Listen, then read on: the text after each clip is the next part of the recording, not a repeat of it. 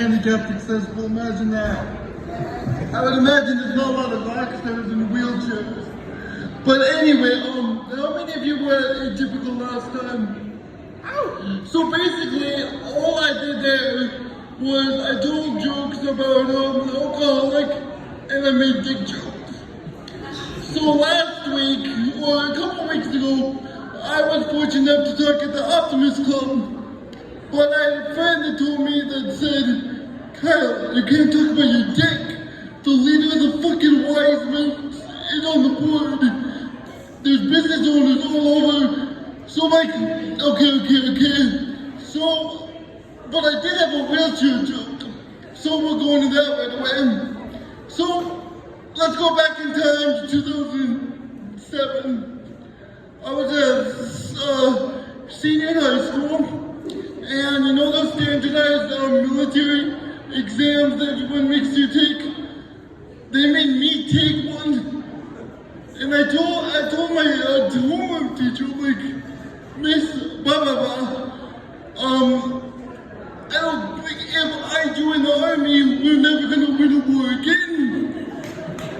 She's like, no, these are the rules, just go take it. So I'm like, okay, so I take it. And a couple weeks go by, nothing heard, I didn't hear anything. And then I get a call from an army recruiter. Mr. Erickson, you'd like to come and talk to you? I'm like, I really think that would be pointless. And he's like, I don't really like to talk about your options. I'm like, as much of an optimist as I am, there are none. But as I said, right before I could tell him about all of this, he's like, I'll be there at such a late. So the time came, and he knocked on my door. I went and opened it up, and his eyes got so big, his jaw dropped to the floor. And then I got to thinking, what if I did join the army? Picture this. An elite squad of the disabled.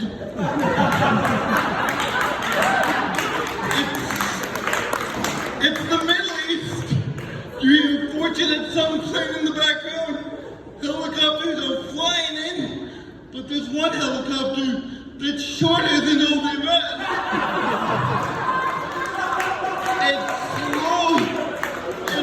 slowly lands, and then a blind guy with a dog walks out, a guy with a walking stick follows him, and the back of the helicopter opens. I shoot out with the tank. You've heard of the A-Team. This is the ADA-Team.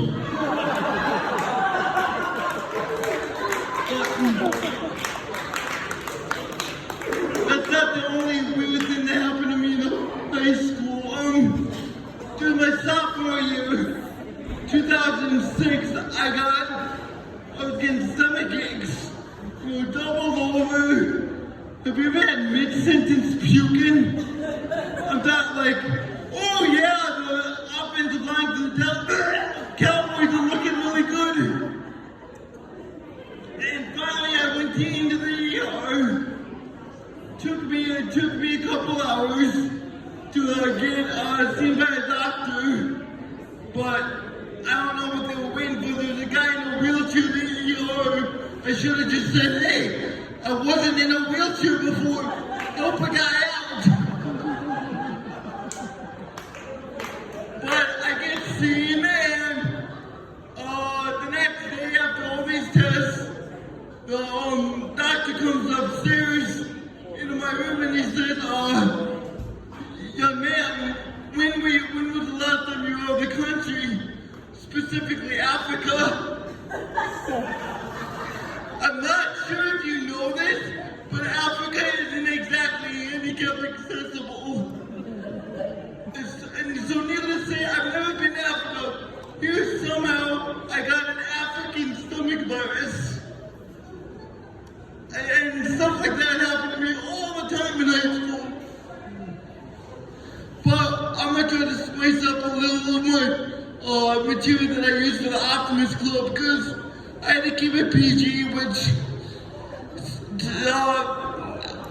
it's hard for me because all I got is wheelchair and dick jokes. But, so, about a couple of years ago I got a dog. A Hispanic family from up in Bismarck, and I took her home. Her name is Casita, a little beagle. So I took her home, and the little shit wouldn't listen to me, and I didn't know what was going on. And then I started connecting the dots. Casita, maybe her name, maybe she is Spanish, the little one, maybe she only speaks Spanish. So all you need to know for this next bit is the word tranquilo means quiet. So I learned all these Spanish words, commands, sit, speak, all that stuff. Fast forward a couple days and I'm out walking my dog, and we come across this old lady pushing a golf cart, or a shopping cart, whatever, shopping cart, has plastic bags around her feet. I guarantee you she didn't own property in this town, and Casita started barking. So, like a good owner, I said, Tranquilo, Casita. Kept barking. Tranquilo, Casita. Kept barking. Finally, I got frustrated, and I said, Casita, stop barking at the hobo.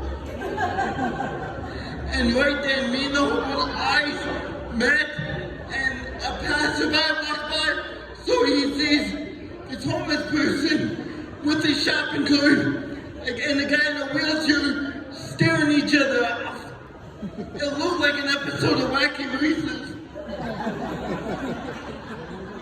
But no, another thing about this dog I got is, she likes people, she likes kids, she likes a certain kind of kid, she likes little girls. So basically, my dog makes me look like a pedophile. I'm at the pet store, and I'll be walking her around, and she'll see this family with a bunch of little girls, and she'll make a beeline. So here's what the mother sees: a beagle pulling a guy in a wheelchair with the worst facial hair ever. She doesn't understand. I need this facial hair. I have no chin, so if I didn't have it, it would look like my parents are related, which they aren't. So, and as far as the looks in department goes, another story is I was over at Badlands with my dad one time, and the waitress asked my father if I needed a kid's menu, and just because I'm a smartass, I said no, but I'd like a beer, because I have underwear older than you. Again, she went from shocked, concerned, to worried. But people look at me weird all the time. Dating, for example, I started online dating recently, and online dating in Minot is tough.